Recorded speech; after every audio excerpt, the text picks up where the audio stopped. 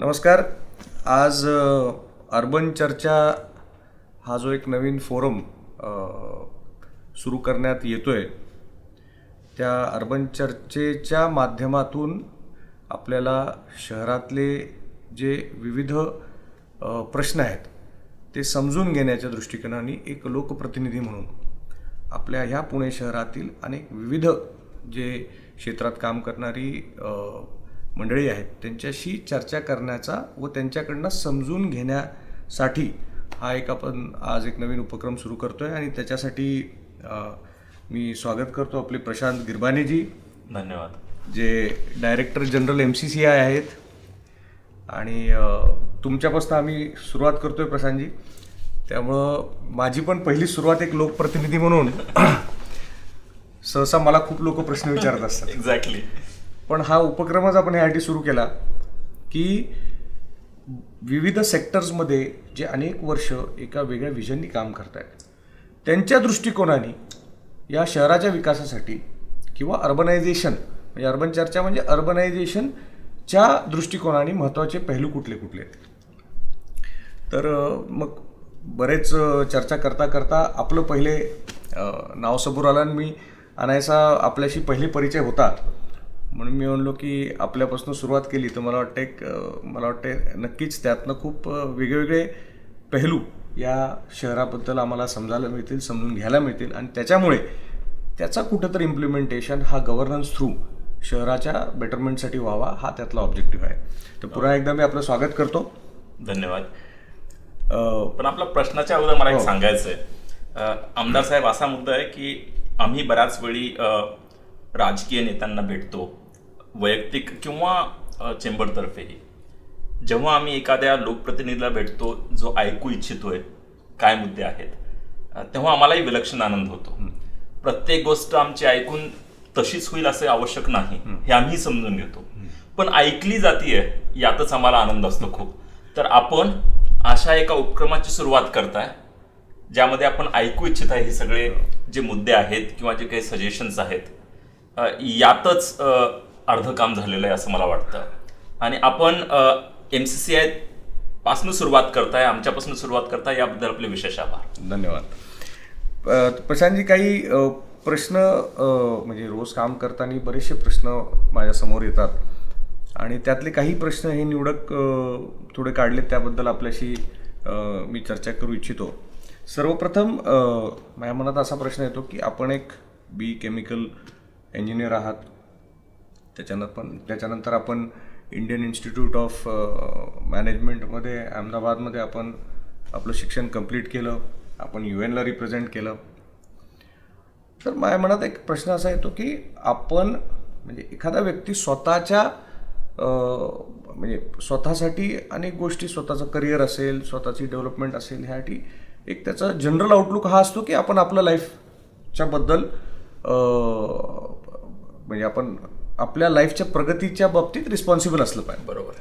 पण अशी कमी लोक असतात की जे अशा क्षेत्रामध्ये जसं MCCIमध्ये येऊन आपण आणि अशा अनेक फोरम्सवरती आपण अनेक वर्ष काम केलं आहे ज्याच्यामध्ये स्वतःचा विकास तर होतोच आहे, पण त्याच्याबरोबर कम्युनिटीचा डेव्हलपमेंट व्हावं ह्याची जी तळमळ आहे ती मी आपल्यात अनेक वेळेला खूप पाहिली की जी स्वतःच्या परे असते.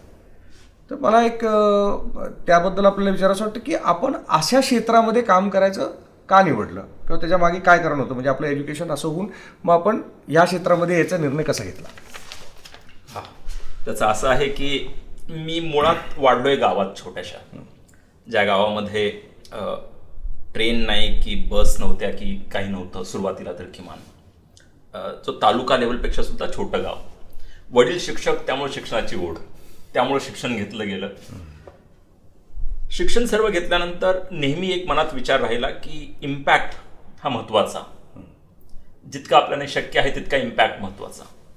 त्यामुळं शिक्षण जेव्हा संपलं, माझं पोस्ट ग्रॅज्युएशन मॅनेजमेंट संपलं, तेव्हा सुदैवानं चांगली नोकरी होती मार्केटिंग करण्याची मोठ्या मार्केटिंग कंपनीमध्ये.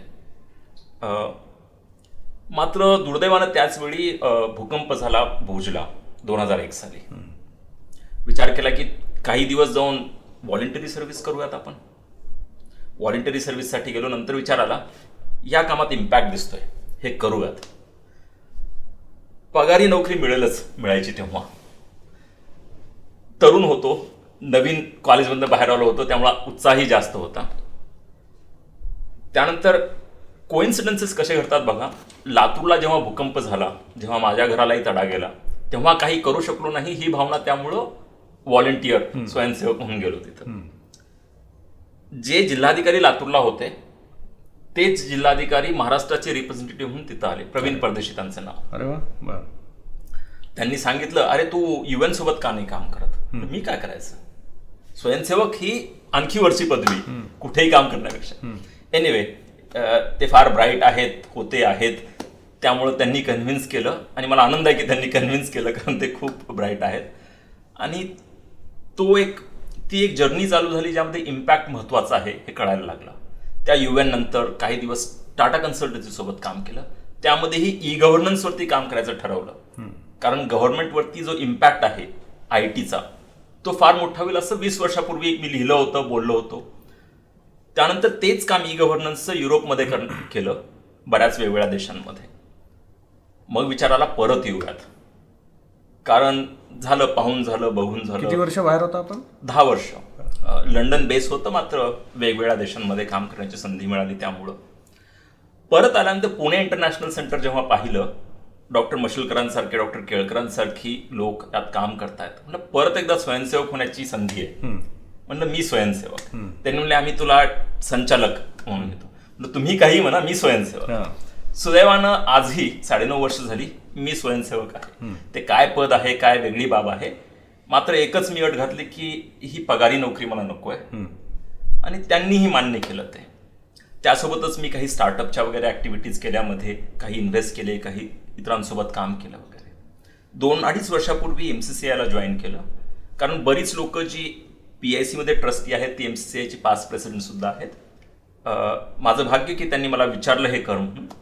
मीही विचार केला की आता परत आलो मी लंडनवरनं, इथं काहीतरी इम्पॅक्टफुल ऍक्टिव्हिटीज कराव्यात म्हणून.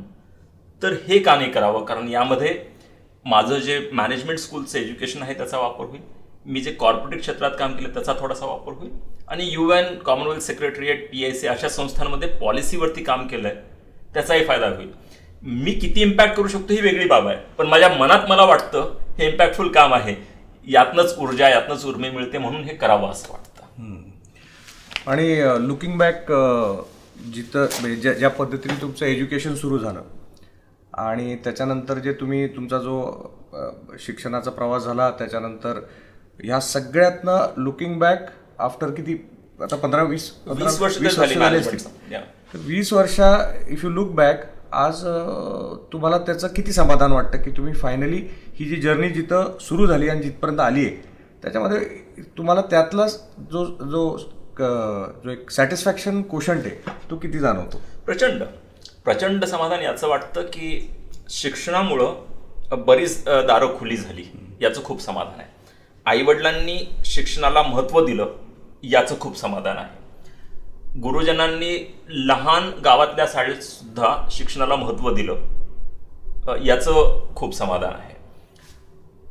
चांगल्या संस्थांमध्ये शिकता आलं याचं समाधान आहे. पण या सर्वासोबतच पुण्यात आल्यानंतर मी बऱ्याच लोकांना सांगतो, मला UD सिटी मुंबई किंवा IIM अहमदाबादचा रास्त अभिमान आहे, किंवा आणखी काही ऑक्सफर्डमध्ये वगैरे जे काही कोर्सेस केली मला रास्त अभिमान आहे, असायलाही हवा. मात्र मला त्यापेक्षाही जास्त अभिमान आहे पुण्यात आल्यानंतर ज्या लोकांशी संपर्क झाला, ज्या लोकांसोबत मला शिकायला मिळतं. मी माझ्या बऱ्याच मित्रांना सांगतो, या इतकी मोठी युनिव्हर्सिटी आणखी कुठली नाही आहे. त्यामुळे याचं मला खूप खूप समाधान आहे. ज्या लोकांसोबत मला काम करायला मिळालं, आणखी मिळतंय, तर त्यात मी खूप खूप समाधानी आहे. खूप छान. मला त्यावरनं आता मी असं वाटतं की आपण अनेक प्रश्न मनामध्ये जे आहेत की आपण MCCI ला रिप्रेझेंट करता, आपण एका इंडस्ट्रीचे विविध विषय वारंवार मांडत असता. तर मला असं विचारायचं की बाबा एका शहराच्या विकासासाठी शहरामध्ये गुंतवणूक ही वाढली पाहिजे. तर काही राज्यांना आणि काही शहरांना ते शक्य होते, पण काहींना ते शक्य होत नाही. तर शहरातली गुंतवणूक वाढवण्यासाठी शहरात कोणत्या गोष्टी ह्या असाव्या लागतात, असा एक प्रश्न माझ्या मनात येतो. तो म्हणजे बरोबर. आपण सुरुवात करूयात की ग्लोबली काय होते बघूयात. मग भारतात आणि मग आपण पुण्याकडे येऊयात. ग्लोबली काय होतं सिद्धार्थजी, की मेयर जे आहेत, महापौर जे आहेत, ते एम्पॉवर्ड आहेत. आपण नेहमी उदाहरणं घेतो न्यूयॉर्कचं, लंडनचं किंवा इथं. त्या मेयरला जास्तीत जास्त टॅक्स कलेक्शनचा फायदा आहे त्या संस्थेसाठी किंवा त्या म्युन्सिपल कॉर्पोरेशनसाठी. त्याच्या आपल्याकडं काय आहे, आपण टॅक्स जमा करतो, फारच कमी प्रमाणात टॅक्स जमा केलेले आपणच वापरतो. एक म्युन्सिपल कॉर्पोरेशन, पुणे असो, मुंबई असो, दिल्ली असो, कुठलेही असो ते, आणि जास्तीत जास्त राज्य आणि केंद्र सरकारकडे जातं आणि परत ते येतं आपल्याकडं. ठीक आहे. तर एम्पॉवर्ड मेयर ही कॉन्सेप्ट आहे, ही सर्वप्रथम भारतात येणं फार फार आवश्यक आहे. तसं झालं तरच एक कॉम्पिटिशन वाढेल, जे की प्रधानमंत्रीजी नेहमी बोलतात की कोऑपरेटिव्ह फेडरलिझम सोबत कॉम्पिटिटिव्ह फेडरलिझम आवश्यक आहे स्टेट्समध्ये. तसंच त्याच धर्तीवरती ते अर्बन क्लस्टर्समध्ये किंवा म्युन्सिपल कॉर्पोरेशनमध्ये सुद्धा आवश्यक आहे. त्यासाठी जास्तीत जास्त रिसोर्सेस त्यांच्याकडे असायला हवेत. त्यासाठी त्यांनी जास्तीत जास्त टॅक्स कलेक्शन म्युन्सिपल लेवलला असायला हवं, हे महत्वाचं. यात विजय केळकरांनी एक चांगला फॉर्म्युला दिला होता त्यांच्या एक सुखमय चक्रवर्ती लेक्चरमध्ये. ते काय बोलले, जीएसटी जो आहे आता, जो तो 12% आपल्याला आणता येईल. एक समान जीएसटी सर्वांसाठी ठेवता येईल. त्यातला 6% केंद्राने घ्यावा, 6% राज्याने घ्यावा, आणि जो 2% आहे प्रत्येकाने 1% हा त्या अर्बन लोकल बॉडीसाठी द्यावा, जेणेकरून त्यांच्याकडे भरपूर रिसोर्सेस असतील, ते जास्त सुविधा प्राप्त करू शकतील. हा एक मुद्दा झाला. पण परत आपल्या प्रश्नाकडे जर आलं तर ही महापौर मंडळी इतर देशांमध्ये एक रेड कार्पेट टाकतात इन्व्हेस्टर्स आला तर. आपल्याकडे टाकू इच्छित नाहीत असं नाही, पण आपल्याकडे होत नाही, कारण आपल्याकडं महापौराला कुठल्याही शहरातल्या भरपूर जबाबदाऱ्या असतात. आपल्याकडे डेव्हलपमेंट करू आणखी फार मोठा क्रॉस करायचा राहिला कदाचित त्यामुळं. मात्र इन्व्हेस्टर जेव्हा एखादा गुंतवणूकदार येतो तेव्हा हे सोपंसं प्रकरण समजून घ्यायला हवं. गुंतवणूकदार येतो, तो गुंतवणूक करतो, त्यामुळं उद्योग उभा राहतो, त्यामुळं नोकऱ्या निर्माण होतात.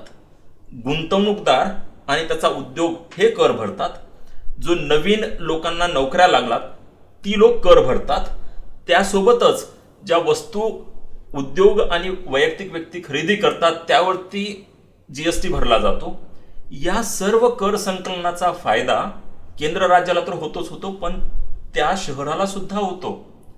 त्यामुळं गुंतवणूक आकर्षित करणं हे का महत्वाचं आहे, त्याची लिंक गुंतवणूक आकर्षण करण्यापासून, उद्योगापासून, नोकऱ्यापासून, कर संकलनापासून, डेव्हलपमेंटसाठी जास्त, विकासासाठी जास्त निधी उपलब्ध असणं, ही जेव्हा लक्षात येईल वेगवेगळ्या शहरातल्या राजकीय नेत्यांच्या आणि अधिकाऱ्यांच्या, ते एक महत्वाची बाब आहे. तेव्हा ते विचार करू लागतील याविषयी.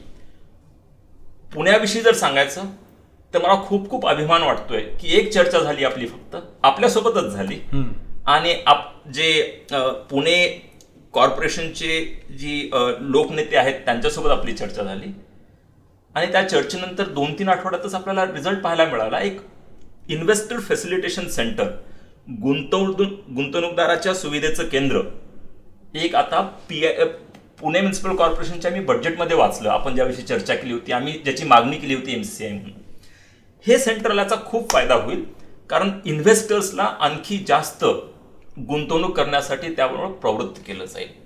तर to wrap up the answer, माझ्या मते एक गुंतवणूकदार येणं याचा शहराच्या आर्थिक विकासासाठी खूप मोठं योगदान असतं आहे. ऑफकोर्स त्यांनी त्याच्या रूल बाउंड्रीमध्ये यायला हवं, कुठलेही रूल न तोडता यायला हवेत, हे तर काही सांगणंच नव्हे. पण गुंतवणूकदार येणं हे शहरातल्या नागरिकांसाठी आर्थिक सुबत्तेसाठी चांगली बाब आहे. मग कुठेतरी असं वाटतं का की ही जी एक ब्युरोक्रेसी असेल, पॉलिटिकल सिस्टम असेल आणि इंडस्ट्री असेल, ह्याच्यामधला जो समन्वय हा कमी पडतो का ह्या सगळ्या गोष्टीमध्ये? फार फार चांगला मुद्दा मांडलात. हो, नक्की खूप कमी पडतो. का कमी पडतो? काय तुमचे ॲप्रिहेन्शन्स काय असू शकतात एका पॉलिटिकल माणसाबरोबर? म्हणजे त्यांना रिच आउट करणं अवघड होतं का, रिच आउट केलं तरीही त्याच्यातनं जास्त पुढे लवकर हलत नाही का, कुठे तो एक गॅप पडतो की जेणेकरून हे कम्युनिकेशन, संवाद हा सातत्याने होत नाही, असं काही? सगळ्यात मोठा मुद्दा मांडलात. आणि मी प्रांजळपणे सांगतो आपल्याला की एक शंका आहे, सगळ्यात मोठा मुद्दा आहे त्यातला. प्रत्येक गटाची दुसऱ्या गटावरती शंका, सगळ्यांचीच बरं का. नेत्यांना वाटणं किंवा अधिकाऱ्यांना वाटणं यांच्याकडे भरपूर पैसे आहेत कारण हे उद्योजक आहेत. उद्योजकाला वाटणं हे खरोखर किती सज्जन आहेत हे मला माहिती नाही, किंवा हे किती एफिशियंट आहेत अधिकाऱ्यांविषयी ते वाटणं. असं प्रत्येकाविषयी शंका घेणं आणि तो एक स्टेरिओटाईप बनवून ठेवणं मनामध्ये, हा सगळ्यात मोठा प्रॉब्लेम आहे. किंवा थोडं सबमिसिव्ह असतो आपण. तसं आपण सबमिसिव्ह असतो, हा. तो तोडायला हवा सर्वात अगोदर. सांगायला तरी हवं आपण भेटलो आणि आपल्यासोबत आणखी लोकप्रतिनिधी भेटले मागच्याच 2 आठवड्यापूर्वी, आपण चर्चा केली, त्यानंतर हे झालं. कदाचित मी जेव्हा 10 आपल्याला रेकमेंडेशन देईन 2च होतील, पण मी इंडस्ट्री ग्रुप म्हणून माझं रेकमेंडेशन देणं थांबवायला नको. तसंच आपल्यासारख्या लोकप्रतिनिधींनी किमान जर ऐकून घेतलं, त्यातलं किती शक्य आहे तितकं करत गेलं तर ते समन्वय साधणं शक्य आहे. पण या सर्व गोष्टींना ना शाश्वतपणा येण्यासाठी, सस्टेनेबिलिटी येण्यासाठी आर्किटेक्चर त्याचा असायला हवा, एक इन्स्टिट्यूशनल आर्किटेक्चर असायला हवं, एक संस्थात्मक स्वरूप यायला हवं त्यातलं. बरोबर. ते संस्थात्मक स्वरूप म्हणून आपण गुंतवणूकदाराचं सुविधा केंद्र किंवा इन्व्हेस्टर फॅसिलिटेशन सेंटर हे बोललो, त्याची आता घोषणा झाली आहे PMC मध्ये, ते आता कार्यान्वित व्हायला हवं. दुसरी अडचण काय होते, घोषणा लवकर होतात आणि कार्यान्वित लवकर होत नाहीत, अंमलबजावणी लवकर होत नाही. त्यामुळं उद्योजक जे आहेत ते कंटाळतात लवकर. कारण उद्योगात काय असतं, लवकर उद्योग केला जातो. एकतर तुम्ही म्हणाल मला ही तुझी वस्तू घ्यायची नाही किंवा ह्या किमतीला घेईन, पण अधिकाऱ्यांच्या लोकप्रतिनिधींच्या सुद्धा अडचणी असतात. पण ती लोकप्रतिनिधी किंवा अधिकारी इतक्या लवकर ऍक्ट करत नाहीत किंवा करू शकत नाहीत. त्यामुळं बऱ्याच वेळा काय होतो, डिसअपॉइंट होऊन जातो उद्योजक. म्हणतो आम्ही भरपूर वेळ घालवतोय, आता मी हे माझा उद्योग करून लोकांच्या नोकऱ्या वाचवू की मी फक्त हेच तुमच्या मागे लागू. सो बेसिकली जे मी पाहतोय की त्याच्यामध्ये जी रचना आहे की ज्या पद्धतीने एखादा ब्युरोक्रेटिक सिस्टम किंवा पॉलिटिकल सिस्टम काम करते, ज्या पद्धतीने निर्णय घेतले जातात आणि निर्णय घेतल्यानंतर निर्णय एक्झिक्यूट करण्यामध्ये अनेक प्रोसेसेस असतात, स्टेप्स असतात. अडचणीपेक्षा एक त्याची एक प्रोसिजर आहे. बरोबर. ती प्रोसिजर थोडी टाइम टेकिंग आहे. एखाद्या गोष्टीचं टेंडर काढणे, ते टेंडर काढल्यावरती ते टेंडर लागल्यानंतर त्याचं एक्झिक्युशन होणे, इम्प्लिमेंटेशन होणे, अशी एक तो प्रोसेस आहे. कारण मी ती जवळनं पाहतो म्हणून मला साधारणतः अंदाज की कुठल्याही गोष्टीला वेळ लागतो. तर ह्याच्यामध्ये एक लॉंग टर्म परव्ह्यूनी आणि सातत्याने समन्वयाने समजा इंडस्ट्री आणि ब्युरोक्रेटिक आणि पॉलिटिकल सिस्टम ह्यांनी मिळून काम केलं तर तुम्हाला वाटतं की शहरामध्ये म्हणजे अर्बनायझेशनमध्ये किंवा शहराच्या विकासामध्ये फरक पडू शकतो? सहज शक्य आहे. उदाहरण देऊन बोलूया सिद्धार्थजी आपण की पुण्यामध्ये 50-60 हजार कोटी की मोठी चांगली कामं चालू आहेत किंवा पाईपलाईनमध्ये आहेत. आता हे आपल्याला माहिती आहे.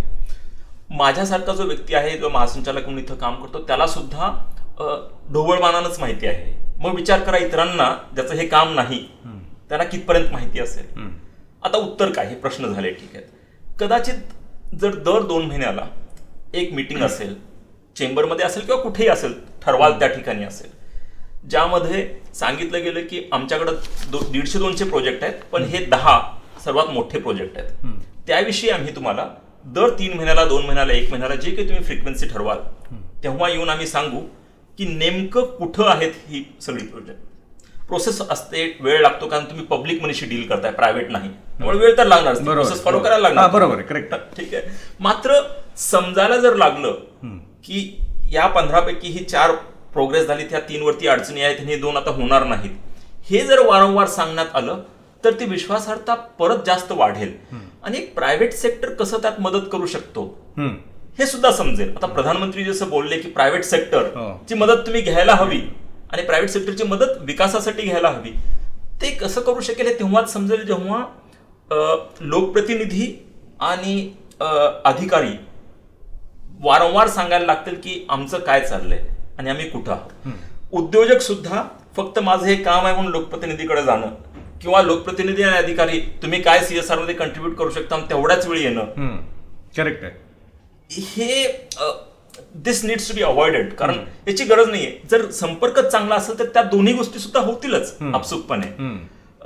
So to come back to your question, माझ्या मते हे समन्वय महत्वाचं आहे. हे समन्वय होऊ शकतं.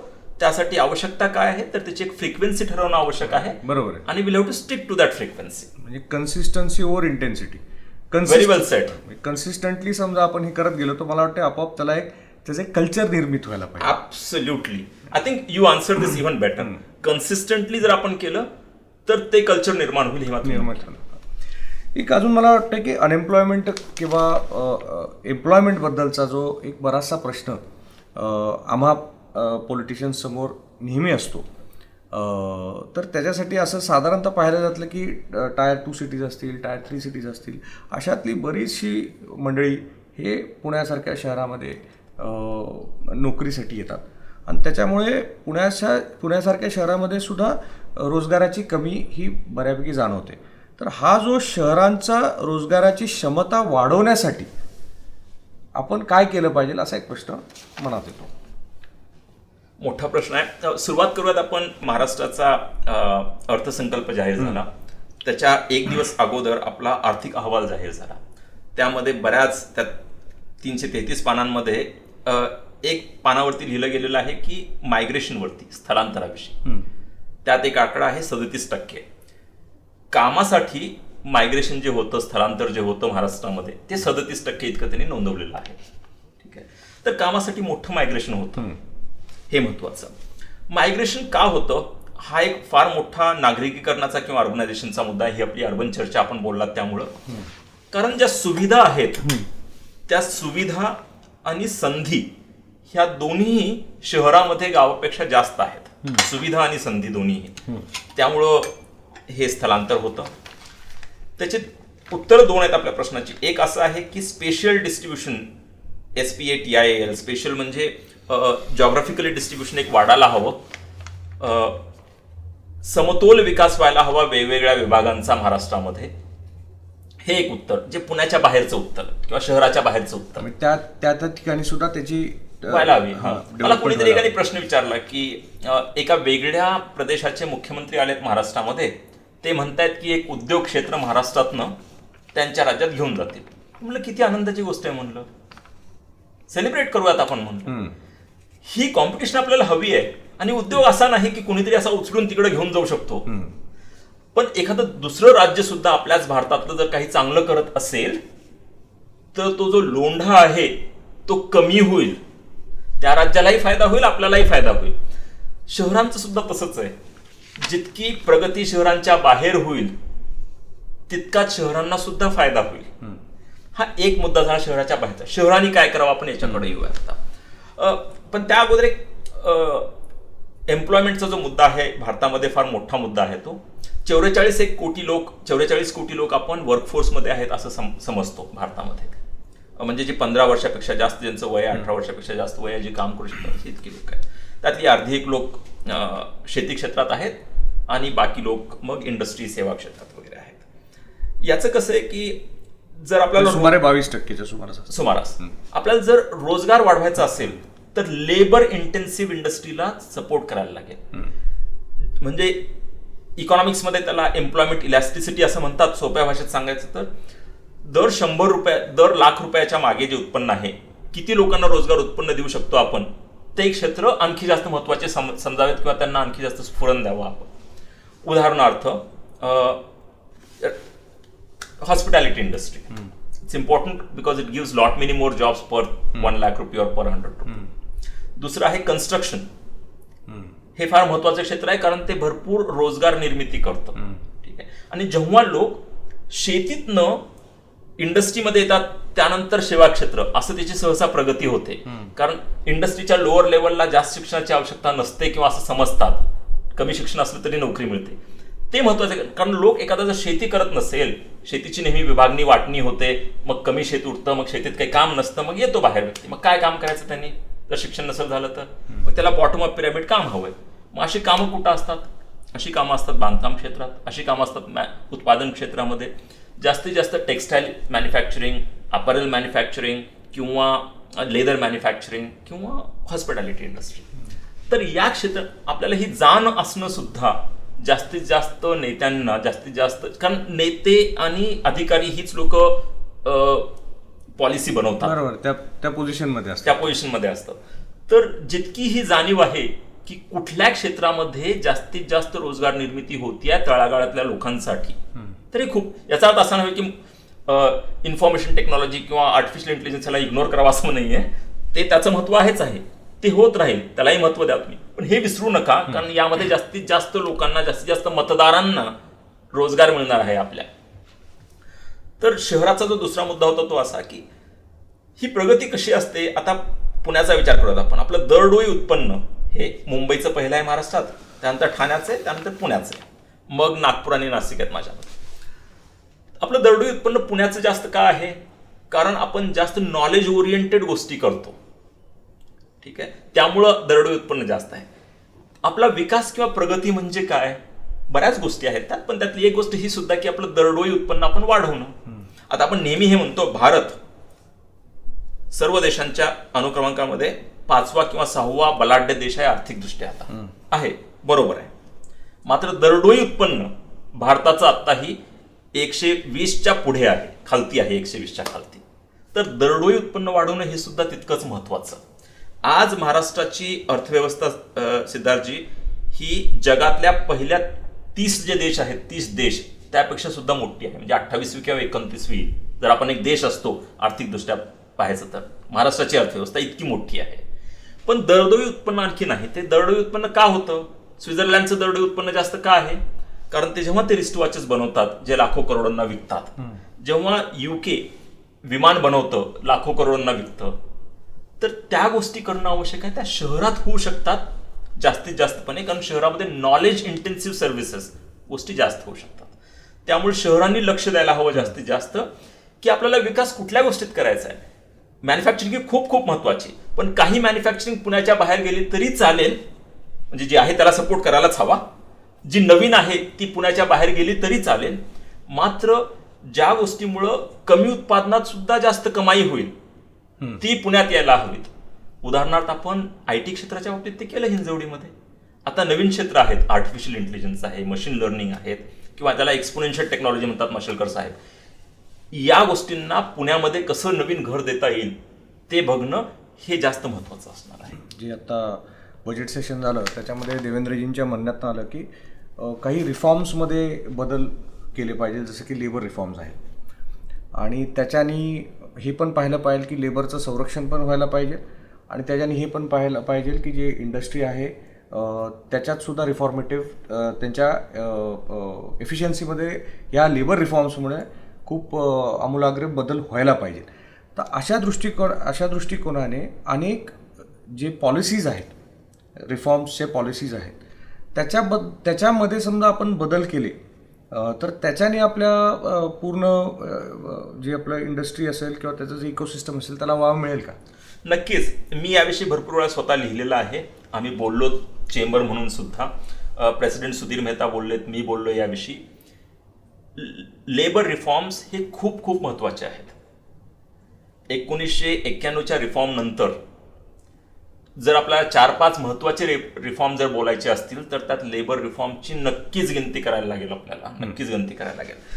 लेबर रिफॉर्मचा फायदा असा आहे की लेबरला आपण जसं सांगितलं तसं त्याला सोशल सिक्युरिटी तर मिळायलाच हवी. मात्र पु ल देशपांडेंनी खूप चांगलं सांगितलं होतं याविषयी त्यांच्या एका पुस्तकामध्ये की अगोदर नोकऱ्या कशा असायच्या, एखाद्या पाकिटाला स्टॅम्प चिकटतो ना तशा आयुष्यभरासाठी असायच्या. आता ते रूप राहिलेलं नाहीये, दोन्ही बाजूनी नाही राहिलेलं आहे.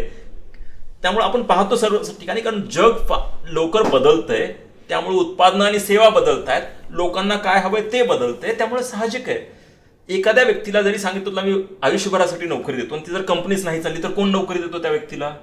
पण जेव्हा नोकरी देतो तो काही जरी असेल तर त्याला त्याचे सोशल बेनिफिट्स देणं हे सुद्धा त्या कंपनीची जबाबदारी आहे. तर ह्या दोन्ही बाजूंचा विचार करता, सारासार विचार करता लेबर रिफॉर्म्स हे खूप खूप महत्वाचे आहेत. त्यामुळे कंप्लायन्स बर्डन सुद्धा कमी होईल, त्याचा उद्योगांना फायदा होईल आणि त्याचा कर्मचाऱ्यांना फायदा होईल, त्याचा रोजगार निर्मिती वाढवण्यासाठी फायदा होईल, हे आमचं ठाम मत आहे. म्हणून मला असं वाटतं की जे मी जनरली पाहतो की ब्युरोक्रेटिक अँगलनी जेव्हा मी पाहतो तेव्हा त्यांचा एक पर्स्पेक्टिव्ह असतो, जेव्हा इंडस्ट्रीच्या अँगलनी बघतो तेव्हा त्यांचा एक पर्स्पेक्टिव्ह असतो. म्हणून कुठेतरी एका पॉलिटिकल व्यक्तीची ही जबाबदारी असली पाहिजे की दोन्ही पर्स्पेक्टिव्ह दोघांनाही समोर बसून कुठेतरी त्यातला एक मध्यमार्ग जो जो दोन्ही बाजूच्या इंटरेस्टला प्रोटेक्ट करतो, पण आपण एक पाऊल पुढे सुद्धा जातो. बरोबर. अशा दृष्टिकोनाने मला असं वाटतं की आपण पुढच्या काळामध्ये केलं तर नक्कीच ह्या काही रिफॉर्मेटिव्ह बदल आपल्याला म्हणजे हे करून घेता येते. नक्की. तर त्या दृष्टिकोनाने म्हणून मी तो प्रश्न तुम्हाला विचारला. दुसरा एक मला मनात प्रश्न असा येतो की असं आता हे पहिले म्हणजे की समजा एखादा व्यक्ती तुम्हाला आता इंडस्ट्री म्हणून माहिती असेल की साधारणतः खूप जॉब्सच्या इन्क्वायरीज तुमच्याकडे येत असतील का, तुम्हाला माहिती असेल की जॉब्सच्या बाबतीतली आता सत्य परिस्थिती काय स्पेसिफिकली इंडस्ट्रीमध्ये. तर असं खरं आहे का की बाबा जो इंजिनियर आहे त्याला त्याची जेवढी डिमांड आहे त्याच्यापेक्षा जास्त डिमांड आज डिप्लोमावाल्याची आहे, आणि जेवढी डिमांड डिप्लोमावाल्याची आहे त्याच्यापेक्षा जास्ती डिमांड एका ITI वाल्याची आहे. असं एक तर हे सत्य आहे का, आणि असेल तर मग समजा ITI गरज आहे तर मुळामध्ये ITIचा जो स्टॅचर आहे, जो म्हणजे एखादा माणूस ITI करण्यामध्ये जी प्राईड, कारण त्याची गरज आहे सपोज, बरोबर, तर ती आपण त्याची जी दर्जा आहे सामाजिक दृष्टिकोनाने तो वाढवण्यासाठी आपण काय करू शकतो. आय थिंक माझ्या मते ना हा खूप कळीचा मुद्दा आहे. भारताच्या प्रगतीसाठी हा कळीचा मुद्दा आहे. कारण रिस्पेक्ट फॉर लेबर म्हणजे जे काम आहे त्याला किंमत, हे खूप खूप महत्वाचं आहे. मी तुम्हाला सांगितलं जेव्हा लंडनला होतो मी तेव्हा मला एखादा इलेक्ट्रिशियन जेव्हा बोलवायचा असेल त्याला सुद्धा त्याची अपॉइंटमेंट घ्यायला लागली मला, आणि तो आल्यानंतर तो आपलं काम करेल, जो व्यक्ती आहे ती व्यक्ती आपलं काम करेल, त्याला त्याचा मोबदला मिळेल, त्यानंतर काही संबंध नाही, स्तर काही एक नाही, वरचा खालचा कोण कुठला वगैरे, ते त्याचं काम आहे. काही दिवसानंतर मला कळलं जे पहिलं घर मी भाड्याने घेतलं ते घर कुणाचं, तर एक जो प्लंबर व्यक्ती आहे त्याचं. तो मी त्याला म्हणजे मी भाडं द्यायचो, त्याला रेंट द्यायचो, आणि तो प्लंबिंगची कामं करायचा. तर हे आहे रिस्पेक्ट फॉर लेबर. लेबरला रिस्पेक्ट जर दिला, म्हणजे त्याच्या कामाला जर किंमत दिली, लेबरर असं म्हणत नाही मी, कामाला, कुणाच्याही कामाला किंमत जर दिली तर ती प्रगती करणं शक्य होतं. तर हे खूप आवश्यक आहे. तुमचा जो पहिला मुद्दा होता इंजिनियर्स किंवा ITIs वगैरे, हे जशी आपण प्रगती होत राहील, विकसनशील देशाकडनं आपण विकसित देशाकडे जसं जायला लागू, तसं तसं स्किल्स, कौशल्य हे जास्त महत्वाचं ठरायला लागेल डिग्रीपेक्षा. हे साहजिक आहे. ह्याचा अर्थ असा नाही की शिक्षण महत्वाचं नाही, डिग्री महत्वाचं नाही. शिक्षण महत्वाचं आहे आणि असेलच, मात्र फक्त डिग्रीसाठी डिग्री याला काही एक महत्व नाही. नॅस्कॉमच्या सर्व्हेमध्ये काही वर्षापूर्वी सांगितलं होतं त्यांनी 75% पेक्षा जास्त जी लोक डिग्री होल्डर आहेत त्यांना कशी नोकऱ्या मिळत नाहीत. कारण आपण ही जी बघितलेलं आहे की मी काहीतरी डिग्री घेतो, मला दाखवायला आहे. कधीतरी कदाचित काही लोकांना वाटलं लग्नासाठी कामाला येईल, सामाजिक प्रतिष्ठा आहे. सामाजिक प्रतिष्ठा आहे. पण मी मेकॅनिकल इंजिनियर आहे, त्यामुळे अजून मेकॅनिकल एक सामाजिक प्रतिष्ठा म्हणून मला वाटते. तर हे जे आहेत ना, याचे हे निकष बदलतील, बदलायला हवेतच, पण बदलतीलच आता. ते बदललेत का बदलतील आता? बऱ्याच प्रमाणात बदललेत ते. असाच आपला जो संवाद आहे, असा संवाद मी 3-1 महिन्यापूर्वी घेतला 5-6 इंडस्ट्रीज सोबतचा. तो आहे युट्यूबवरती. त्यांना मी हा प्रश्न विचारला, तुम्हाला काय क्वालिफिकेशन हवंय? प्रत्येकाने सांगितलं क्वालिफिकेशन कमी असेल तर चालेल, ॲटिट्यूड महत्वाचा आहे. असं जी लोक नोकऱ्या देणार आहेत त्यांनी सांगितलं की ॲटिट्यूड महत्वाचा आहे. ज्याला शिकण्याची इच्छा आहे कामावरती, ज्याचं जो प्रामाणिक आहे काम करण्यामध्ये, ज्याची सुरुवातीला मेहनत करण्याची तयारी आहे, आम्हाला अशी लोक हवी आहेत. त्याचं शिक्षण जरी कमी असेल, त्याला 20% मार्क कमी असतील इतरांपेक्षा, तरी आम्हाला चालेल तो व्यक्ती. तर हे महत्वाचं आहे. त्यातल्या त्यात ज्या लोकांना बॉटम अप पिरामिड नवीन नोकरी हवी आहे त्याला ह्या गोष्टी खूप, ह्याचा अर्थ असा नव्हे जो शिकतोय त्यांनी जरूर शिक्षणाकडे लक्ष द्यावं, मात्र स्किलिंगकडे पण हे खूप महत्वाचं. स्किलिंग खूप महत्वाचं झालं. इन्क्रीजिंगली स्किलिंग महत्वाचं झालेलं आहे, होत राहील. आणि कस्टमाइज स्किलिंग ते आणखी जास्त महत्वाचं आहे. ज्यांनी शिक्षण केलेलं आहे, शिक्षण झालेलं त्याला सुद्धा कंटिन्युअस लर्निंग हे खूप महत्वाचं आहे. हे बरोबर बोला. म्हणजे जसं आपण म्हणतो की एखाद्या डिग्री नंतर आपण अजून त्याच्यात पोस्ट ग्रॅज्युएशन करतो, आपण त्यात पण तेच आपण आपला एफर्ट हा कस्टमाइज स्किलिंगमध्ये सुद्धा आपण कंटिन्युअस लर्निंगच्या माध्यमातून हा चालू ठेवला पाहिजे. आणि आणखी एक आपण ज्या ज्या सुविधा आहेत त्याचा फायदा घेतला पाहिजे. युट्यूब कशासाठी वापरावं हे आपण ठरवावं. इंटरनेट कशासाठी वापरावं आपण ठरवावं. जर भारत सरकारनं स्वयं नावाचं इतकं मोठं पोर्टल बनवलंय ज्यामध्ये इतक्या सगळ्या कोर्सेस आहेत, चांगली चांगली कुठल्याही विषयावरती कोर्सेस आहेत, ते अटेंड करावेत. तर असं स्वतःचं कौशल्य वाढवणं हे आता सोपं झालंय डिजिटल ऍक्सेसमुळे सुद्धा. अरे वा. अजून एक माझ्या मनात प्रश्न येतो की मी सध्या अनेक वस्त्यांमध्ये वस्ती संपर्क अभियान करतो, तेव्हा माझ्यासमोर एक प्रश्न सतत येतो की अनेक महिला स्पेसिफिकली पोस्ट कोविड चर्चा करताना मला म्हणतात की बघा आम्हाला आता बाहेर जाऊन काम सहसा मिळत नाही, ह्या आम्हाला घरी बसल्या ठिकाणी आम्हाला काम पाहिजे, आम्ही त्याच्यासाठी लेबर वर्क करायला तयार आहे, आम्ही त्यासाठी स्किल्स घ्यायला तयार आहोत, मात्र त्याचं मार्केटिंग काही आम्हाला करायला जमणार नाही. पण अशा ज्या म्हणजे एखादं प्रोडक्ट बनवणे वेगळं असेल, मग खाद्यपदार्थ असतील, शिवणकाम असेल, ज्या ज्या रिक्वायरमेंट्स असतील, अशा पद्धतीने खूप मोठा वर्ग आहे असा. कारण आपली जवळजवळ प्रॉब्ली 50% ऑफ अनफॉर्च्युनेटली 50% आपली जी पॉप्युलेशन आहे ती अजूनही स्लम्समध्ये राहते. बरोबर. तर त्याच्यामध्ये ही जी एम्प्लॉयमेंटची गरज आहे, तर त्या दृष्टिकोनाने नुकताच हा बऱ्याच वेळेला माझ्यासमोर आला, म्हणून मला तो विचारावा वाटला की अशा एका मोठ्या सेक्टरला ज्या महिला आहेत, ज्यांना घरी बसून ते वेळ देऊ शकतात, 8-8, 9-9 तास काम करू शकतात, मात्र ते लेबर इंटेन्सिव्ह काम करू शकतात, अशांसाठी कुठे संधी आपल्याला दिसते का? कारण आपण इंडस्ट्रीच्या एका फोरमला रिप्रेझेंट करतात. नक्की. 2-1 मुद्दे या प्रश्नाच्या उत्तराच्या अगोदर. फिमेल लेबर पार्टिसिपेशन रेट जो आहे, म्हणजे स्त्रियांनी कामात सहभागी होण्याचा रेट, दुर्दैवानं भारतामध्ये हा काही अरब देशांपेक्षा सुद्धा कमी आहे, इतर आशिया देशापेक्षा कमी आहेच आहे. फक्त जर स्त्रियांना आपण जसं बोलतात तसं कामासाठी आपण सुविधा दिल्या आणि प्रवृत्त केलं, मदत केली, तर आपल्या विकासामध्ये प्रचंड मोठी वाढ होऊ शकते. हे झालं मॅक्रो इकॉनॉमिक्स किंवा अर्थशास्त्र. आता मुद्दा ऑन ग्राउंड काय करता येईल त्याविषयीचा. MCCI मध्ये आमचं एक विमन एंटरप्रेन्योरशिप विंग आहे. त्यात 100-200 महिला आहेत ज्यांच्यासाठी वेगवेगळे कार्यक्रम घेतले जातात. त्यांनी काय करावं, कसं करावं वगैरे वगैरे त्या महिलाच चालवतात ज्या आहेत ते. काय केलं जाऊ शकतं, हे एक नवीन संकल्पना सुद्धा आम्ही त्यातनं प्रयत्न करतोय. आम्ही आता PMC ला अप्रोच करू, त्याविषयी बघू कसं करता येईल. एक क्लस्टर असायला हवा.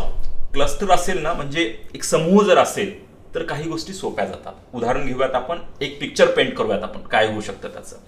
पुण्यामध्ये आपण एखादी जागा घेऊयात, एखादी बिल्डिंग घेऊयात ज्यामध्ये की 50-60 महिला काम करू शकतात. काही काम असेल त्यांचं छोटे त्यांना एक 20x20 काहीतरी जागा दिली जाईल, 10x10 जागा दिली जाईल, असं एक 20-25 लोकांसाठी असेल किंवा 50 लोकांसाठी. असं एक ठिकाण निवडणं, तिथनं बस सर्व्हिस आहे का नाही याची निश्चिती करणं, कुठल्याही काही किमान क्षेत्रातनं 30 मिनिटाच्या आतमध्ये जाणं आणि येणं होतं का हे पाहणं. कारण महिलेला घरात भरपूर कामं असतात, हे करून सुद्धा भारतामध्ये. हे जर केलं तर काय होतं, 30-40 महिला एकत्र जर असतील तर तिथं एक CA ठेवणं सोपं जातं. तो या सर्वांचं अकाउंट्स पहा, कारण त्यांना त्यात वेळ नाही करण्यासाठी. किंवा एक काम करणं, या सगळ्यांचं मार्केटिंग करण्यासाठी ना एक मॅनेजर लागतो, हा घ्या मार्केटिंग मॅनेजर ठेवा. जी MSME मिनिस्ट्री आहे त्याच्या भरपूर स्कीम्स आहेत ज्यातनं हे क्लस्टर बनवण्यासाठी आहे स्कीम्स, ते फंड देतात स्वतःच त्यासाठी. मात्र शहराकडनं, कुठल्याही शहरात, पुणेच म्हणत नाही मी, शहराकडनं 1-2 पावलं उचलली गेली पाहिजेत. एखादी जागा देणं, ती सुद्धा लीजवरती, म्हणजे असं नाही की जागा त्यांना देण्यात आली आहे, असं एक मॉडेल तयार करायला हवं. ज्या पुण्यामध्ये सावित्रीबाई फुलेंनी पहिली शिक्षण संस्था केली, बऱ्याच गोष्टी पहिल्यांदा झालेल्या आहेत, त्या पुण्यामध्ये हे सुद्धा होऊ शकतं की विमन मॅन्युफॅक्चरर्सचं किंवा विमन एंटरप्रेन्योर्सचं जर क्लस्टर बनवता आलं, मग असे बरीच क्लस्टर बनवत जातील. कुठल्याही महानगरपालिकेने, पुणे किंवा इतरही देशातल्या, एखादी अशी जागा द्यावी. मोठी स्कीम MSME मिनिस्ट्रीची आहेच आहे महिलांना, फक्त महिलांना मदत करण्यासाठी. त्या स्कीमचा उपयोग करून या फॅसिलिटी दिल्या जाऊ शकतात. नक्कीच. आता थोडं आपण एम्प्लॉयमेंटकडनं सेल्फ एम्प्लॉयमेंटकडे येऊ, की पुण्यात एक स्टार्टअप कल्चर उभं झालंय आणि भारतातील अशी माझी समज आहे की जास्तीत जास्त जे स्टार्टअप आहेत ते पुण्यात सुरू झालेत. तर हे कल्चर पुण्याच्या पुण्याच्या समृद्धीसाठी एक तर किती महत्त्वाचं आहे आणि ह्याच्यात जी लोक येऊ इच्छितात त्यांच्यासाठी तुमचा काय सल्ला राहील? खूप महत्वाचं आहे. आपले जे दोघांचे मित्र आहेत अमित परांजपे त्याविषयी भरपूर लिहितात. भारतामध्ये स्टार्टअप्स हे पूर्ण जगात जर बघितले स्टार्टअप्स तर भारतच पहिल्या 2 किंवा 3 देशामध्ये आहे नंबर ऑफ स्टार्टअपसाठी. ठीक आहे. त्यामध्ये पुणे सर्वात जास्त स्टार्टअप्स बँगलोर, त्यानंतर नॅशनल कॅपिटल रिजन जो दिल्लीचा रिजन आहे, दिल्ली गुरगाव वगैरे, त्यानंतर मुंबई आणि 4थ्या किंवा 5व्या क्रमांकाला पुणे आणि हैदराबाद आणि त्यानंतर चेन्नई अशी ही 3. पहा, पुणे हे जसं आम्ही बोलतो नेहमी की देशातलं सर्वात मोठं शहर आहे जे कॅपिटल सिटी नाही, जी राजधानी नाही कुठल्याही. असं असून सुद्धा आपल्याकडे इतक्या जास्त स्टार्टअप आहेत. पुणे आणि मुंबई एकत्र केलं तर पूर्ण देशामध्ये सर्वात जास्त स्टार्टअप असणारं राज्य आपण म्हणतो. त्यामुळे पुण्यात स्टार्टअपचं महत्व खूप खूप जास्त आहे. त्यामुळं नवीन उद्यमी जे नवीन उद्योजक आहेत त्यांना प्रेरणा मिळेल, नवीन नोकऱ्या वाढतील, नवीन प्रकारच्या सेवा वाढतील आणि जी आपल्याला दरडोई उत्पन्न शहराचं वाढवायचं असतं, नॉलेज ओरिएंटेड सिटी बनवायची असते किंवा बनवायची आहे, त्यामध्ये याचं प्रचंड मोठं योगदान आहे. तर हे खूप खूप महत्वाचं आहे. आणि जे इच्छुक आहेत ह्याच्यासाठी तुमचा काय सल्ला राहील? जे इच्छुक आहेत त्यांच्यासाठी सल्ला असा आहे की दर महिन्याला MCCI एक ऑनलाईन कार्यक्रम घेतं फक्त आणि फक्त स्टार्टअपसाठी. स्टार्टअपमध्ये काय चाललं हे बघण्यासाठी. तर त्यात जास्तीत जास्त लोकांनी सहभागी व्हावं. पुण्यामध्ये खूप चांगल्या संस्था आहेत, जसं टाय आहे, द इंडस एंटरप्रेन्युअर्स, जसं SEAP आहे, software export association of Pune, जसं व्हेंचर सेंटर आहे, भाऊ इन्स्टिट्यूट आहे COEP मध्ये, असे किमान एक SPPU मध्ये आहेत इन्स्टिट्यूशन इन्क्युबेशन सेंटर, असे 1 डझनपेक्षा जास्त इन्क्युबेशन सेंटर आहेत. त्याचा त्यांनी जास्तीत जास्त लाभ घ्यावा. आता आम्ही एक नवीन ऑटो क्लस्टरमध्ये सुरुवात केली आहे पिंपरी चिंचवडमध्ये सुद्धा. तर या इन्क्युबेशन सेंटरचा जास्तीत जास्त लाभ घ्यावा. MCCIचे जे कार्यक्रम आहेत त्याचा जास्तीत जास्त लाभ घ्यावा, कारण almost all the programs are free. आता मला एक असा प्रश्न येतो मनामध्ये की बऱ्याच वेळेला आपण पेपरमध्ये वाचलंय की सगळ्यात लिव्हेबल सिटी जी आहे त्याचं जे काही सर्वे झाले त्यामुळे बरेच वेळेला एखाद दुसऱ्या वेळेला इकडे तिकडे होऊ शकतं, पण सहसा पुणे ही मोस्ट लिव्हेबल सिटी म्हणून ही देशभरात तिचं नाव आहे. इनफॅक्ट अनेक ब्युरोक्रेट्स आम्ही चर्चा करतो तर मॅक्सिमम ब्युरोक्रेसीसुद्धा जी पोस्ट रिटायरमेंट सेटल होती ती पुण्यात सेटल व्हायला लोकांना आवडतं. तर अशा दृष्टिकोने मोस्ट लिव्हेबल आहे. पण या सगळ्या ह्याच्यामध्ये ही आपले पुणे हे म्हणजे ह्या देशातली सगळ्यात म्हणजे आपण समजा एक लॉंग टर्म 10, 20, 25, 30, 40 वर्षाचा प्लॅन केला आणि पुणे ही इंडियाची सगळ्यात बेस्ट सिटी होण्यासाठी प्रामुख्याने 5 गोष्टी कुठल्या आपल्याला वाटतात की फार गरजेच्या आहेत, म्हणजे अति गरजेच्या? शुअर, बघूयात, नोंद करूयात 5ची. सर्वात महत्वाची शहरीकरणासाठी किंवा अर्बनायझेशनसाठी सगळ्यात महत्वाचं कनेक्टिव्हिटी असते. आम्ही 5 साठी विचारलं की एवढा वास्ट विषय नाही. बरोबर, मी त्याला 5 मध्ये मीही विचार करतो की 5च सांगण्यासाठी ना कसं करायचं. मी 5ला थांबेन, बघूया तर किती निघतात. कनेक्टिव्हिटी हा सगळ्यात महत्वाचा मुद्दा असतो अर्बनायझेशन मध्ये. कनेक्टिव्हिटी म्हणजे काय? रोडची कनेक्टिव्हिटी, रेलची कनेक्टिव्हिटी, एअरची कनेक्टिव्हिटी आणि वॉटरची कनेक्टिव्हिटी. तर वॉटर कनेक्टिव्हिटी आपल्याला शक्यच नाही कारण आपण समुद्राच्या बाजूला नाही होत, विषय बाजूला काढतो. सर्वात महत्वाची रोड कनेक्टिव्हिटी. आपला पुणे मुंबई जसा एक्सप्रेसवे आहे तसे आपल्याला किमान 2 रिंग रोड आणि 6 एक्सप्रेसवे याची आवश्यकता आहे. कुठल्याही दिशेने जा पुण्याच्या बाजूने, नगरला, सोलापूरला, साताऱ्याला किंवा कोल्हापूरला, आणखी कुठं जातो आपण, नाशिकला, कुठल्याही दिशेने आपण जेव्हा जातो तेव्हा कंजेशन लागतात. का? कारण आपले 4 पदरीचे 8 पदरी रस्ते कधी, 2 पदरीचे 4 पदरी कधी होणार आणि 4 पदरीचे 8 पदरी कधी होणार, हा सर्वात महत्वाचा मुद्दा आहे. तो जर रिंग रोड तयार झाला तर कंजेशन भरपूर कमी होईल. आता या अर्थसंकल्पात त्याच्याविषयी तरतूद केली गेली असं बोललं गेलं अर्थमंत्र्यांशी. ते लवकरात लवकर त्याची कशी अंमलबजावणी होईल याविषयी लक्ष दिलं. पहिला मुद्दा रिंग रोड, 2 रिंग रोड आणि हे 6 जे नोडल पॉइंट्स आहेत, पुण्यातनं जाणारे बाहेर रस्ते आहेत, या गोष्टींवरती लक्ष केंद्रित करणं सर्वात महत्वाचं आहे. कारण हे जेव्हा होतात तेव्हा बरेच उद्योग येतात, उद्योगांची जी लॉजिस्टिक्स कॉस्ट आहे ती कमी होते, लोकांना राहणीमान आणखी उंचावतं. नाहीतर कसं आहे ना, बरोबर आहे, मला पुणे खूप आवडतं, त्यामुळे मी जगभर फिरल्यानंतर पुण्यात आलो आणि इथंच माझी राहायची इच्छा आहे. तसं बऱ्याच लोकांचं आहे. पण कधी कधी असं आहे ना, आपल्याला हे सुद्धा पाहायला लागेल, आपण वासरात लंगडी गाय शहाणी आहोत का?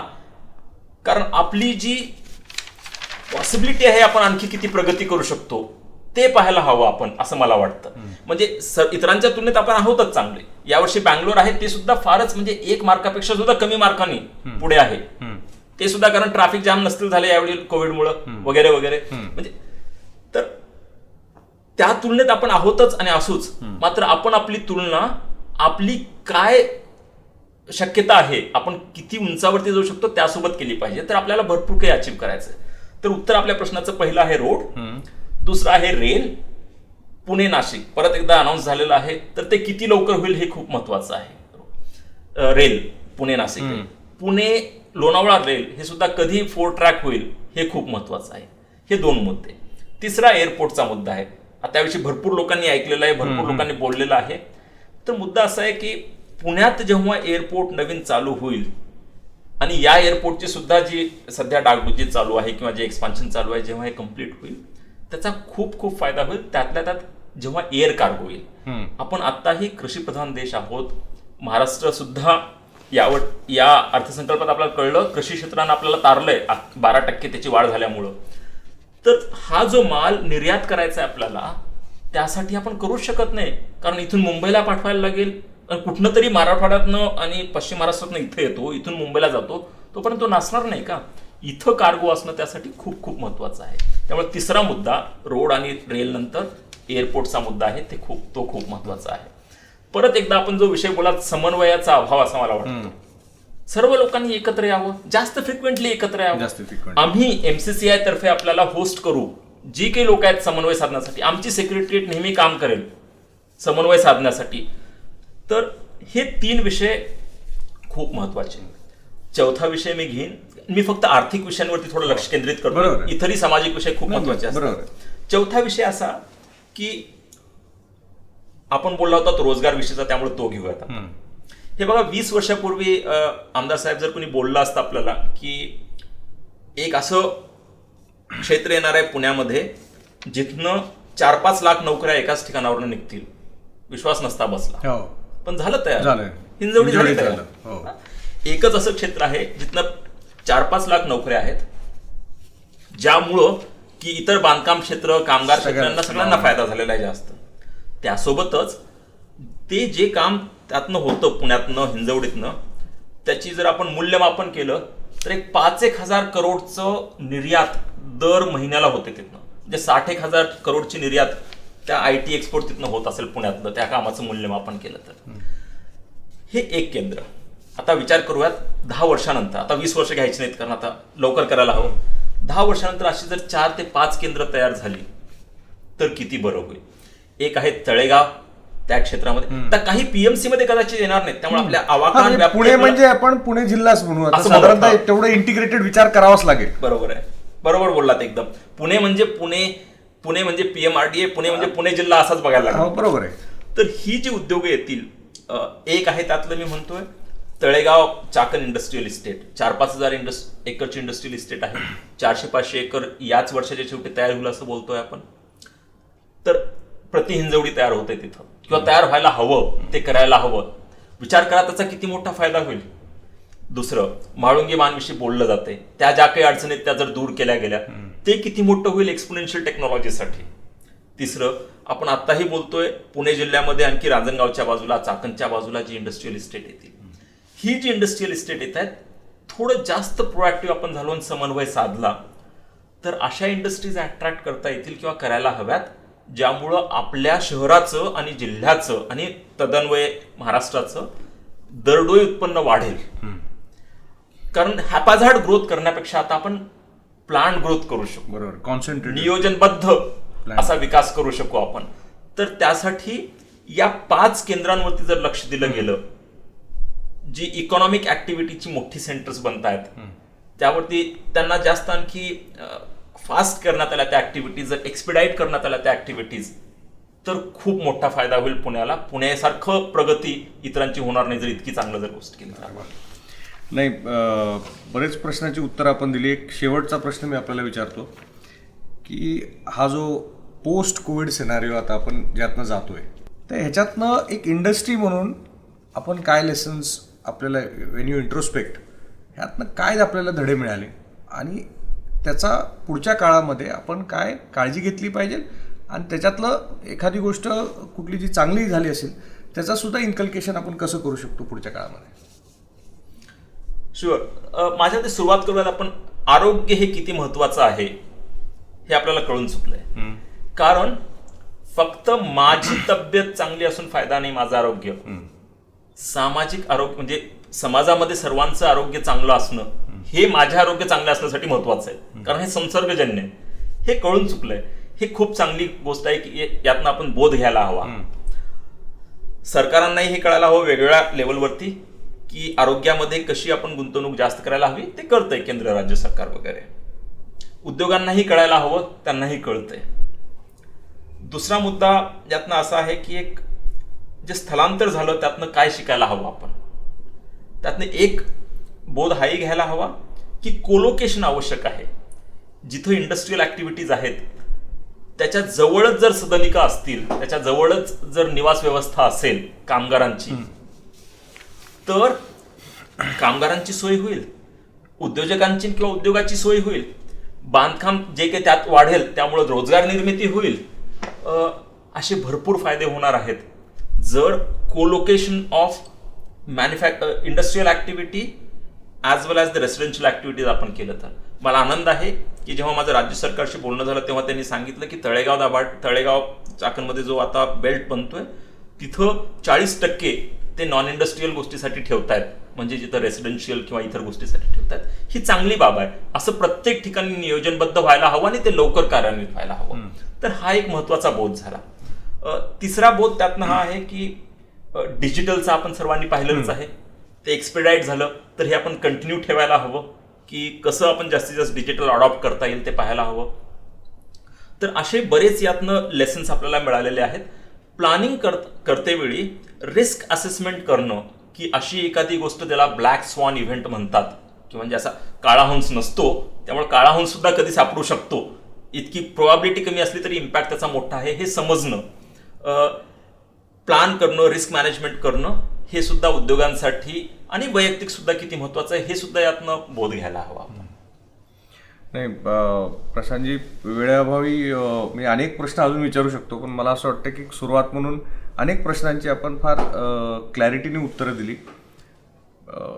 वारंवार याच्या पुढच्या काळामध्ये आपली भेट होतच राहील आणि ह्यातनं बोध मला जो मिळाला आहे की नक्कीच एक इंडस्ट्री आणि जी आपली फेडरल सिस्टम आहे ह्याच्यामधलं जे कम्युनिकेशन आहे त्याच्यात कन्सिस्टन्सी असली पाहिजे आणि त्याच्यामध्ये आपण लॉंग टर्म पाहून कन्सिस्टन्सी ठेवली तर नक्कीच आपण या शहरासाठी, या देशासाठी अनेक गोष्टी पुढच्या येत्या दशकांमध्ये अशी करू शकतो की ज्याचा इम्पॅक्ट हा त्याच्या पुढच्या जनरेशनवर होईल.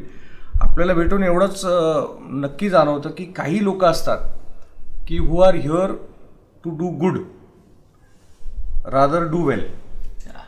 तर तुम्ही इथे चांगलं करायला आलाय ह्याच्याबद्दल आम्हाला तुमचा खूप अभिमान वाटतो. आणि अशा प्रकारची मंडळी की जी इथे जास्त चांगलं करण्यासाठी आलेत त्यांच्याकडनं म्हणजे त्याचा सुद्धा एक कल्चर हा समाजामध्ये वाढला पाहिजे आणि त्या कल्चर वाढण्यामध्ये आपण एक महत्त्वाचे कॉन्ट्रीब्युटर आहात. त्यामुळं तुमच्याबरोबर संवाद करण्यामध्ये अत्यंत आनंद आला, खूप गोष्टी शिकायला मिळाल्या आणि तुम्हाला अशाच शुभेच्छा देतो की इथून पुढच्या काळामध्ये सुद्धा आपल्याकडनं या समाज, राष्ट्र आणि मानवतेची सेवा ही अतिरथ व्हावी एवढं बोलतो आणि आपण थांबूया. आणि आपण आल्याबद्दल म्हणजे आपल्याशी चर्चा झाल्याबद्दल आज एक अत्यंत मोठं समाधान जाणवतंय. मला एकच सांगायचं आहे, धन्यवाद. आपण ही माझ्यासाठी सुद्धा एक अनोखा प्रकार होता आहे.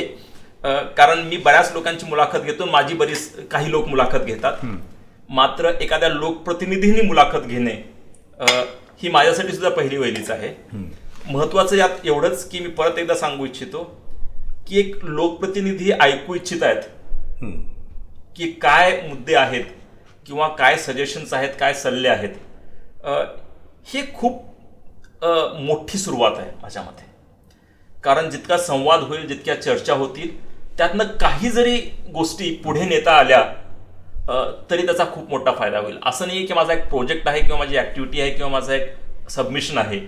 मात्र विचारांची देवाणघेवाण जर या पद्धतीनं होत गेली तर हे एक नागरिक म्हणून आम्हाला सुद्धा खूप चैतन्य देणारं आहे की एक लोकप्रतिनिधी म्हणून आपण हे ऐकू इच्छिता, आपण ही सुरुवात केलीत. मला नक्की विश्वास आहे की बरीच इतर लोकप्रतिनिधी सुद्धा याचं अनुकरण करून असे कार्यक्रम राबवतील, ज्यामुळे एक वेगळं वातावरण तयार होईल महाराष्ट्रात, पुण्यात, देशभरामध्ये, याची मला नक्की खात्री आहे.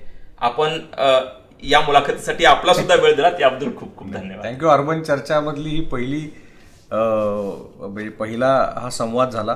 त्यामुळं कधी जेव्हा मागे वळून बघू तेव्हा पहिला माणूस हा म्हणजे अस्मरणीयच असतो. त्याच्यामुळं योगायोग म्हणा, पण आपल्याबरोबर ही संवाद साधल्यामुळे खूप आनंद झाला. नक्की. धन्यवाद. धन्यवाद.